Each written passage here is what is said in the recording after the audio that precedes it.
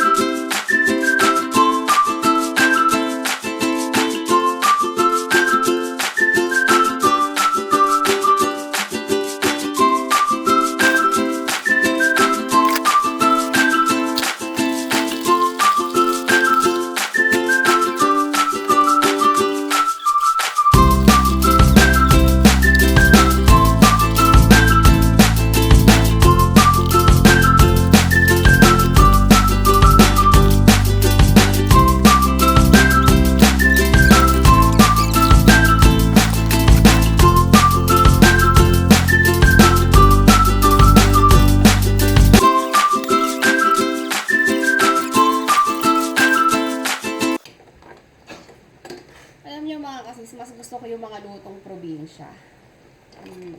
Parang mas healthy siya. Tapos, basta mas okay siya.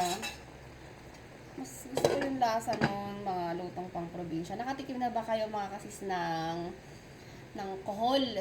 Dati kasi nung bata ako sa Pateros, hindi pa kasi develop yung ano dati doon eh. May mga ano pa doon eh. Ang tawag doon, Lola, yung ano? Bukid pa yun noon eh. Nung bata ako, ang daming bukid dyan, pati sa Ususan, sa ano. Doon, nangunguha kami ng mga ano, kohol-kohol, kangkong, suso, ganyan, mga ano.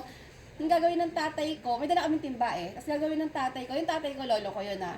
Ang gagawin ng tatay ko, gagataan niya.